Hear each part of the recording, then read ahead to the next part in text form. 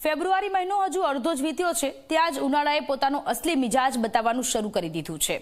ફૂલ ગુલાબી ઠંડી હવે ભૂતકાળ બની રહી છે અને હવે વારો છે અંગ દજાડતી ગરમીનો। આ ગરમી માત્ર અકળાવશે નહીં પણ સાથે સાથે રોગચાળો પણ લાવશે। ત્યારે આગામી દિવસોમાં કેટલે પહોંચશે ગરમીનો પારો, જોઈએ આ અહેવાલમાં।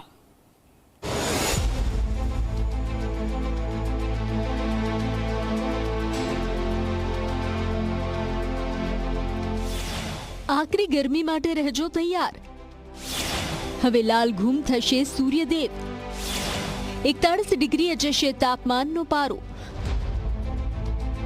ફૂલ ગુલાબી ઠંડીની મજા લઈ લીધા બાદ હવે અંગ દજાડતી ગરમી સહન કરવા તૈયાર થઈ જજો।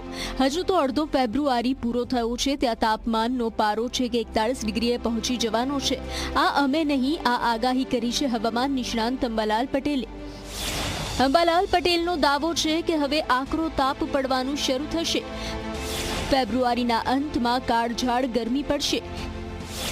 તાપમાનનો પારો 36 થી લઈને 41 ડિગ્રીએ પહોંચી જશે।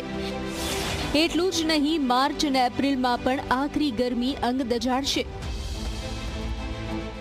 ફેબ્રુઆરી માસમાં માર્ચ જેવી ગરમી પડવાની શક્યતા રહેશે। હમણાં તો મહત્તમ તાપમાન 32 ડિગ્રી સેલ્સિયસ અને લઘુત્તમ તાપમાન 16 થી 18 ડિગ્રી સેલ્સિયસ આસપાસ રહેવાની શક્યતા છે।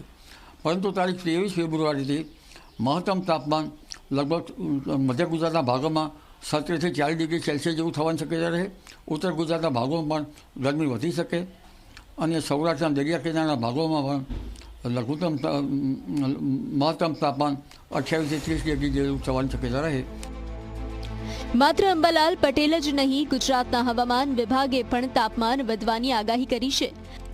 હવામાન વિભાગના ડાયરેક્ટર A.K. દાસે જણાવ્યું છે કે 18 ફેબ્રુઆરીથી તાપમાનમાં વધારો થવા લાગશે। लघुत्तम तापमान जो है अगले 48 घंटा तक यानी कोई बड़ा बदलाव नहीं रहेगा।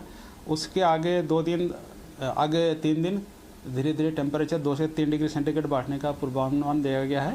जो उच्चतम तापमान है इसमें अगले 4 दिन तक कोई बड़ा बदलाव नहीं रहेगा, लेकिन there after gradual rise by 2 से 3 डिग्री सेंटीग्रेड बढ़ने का संभावना है।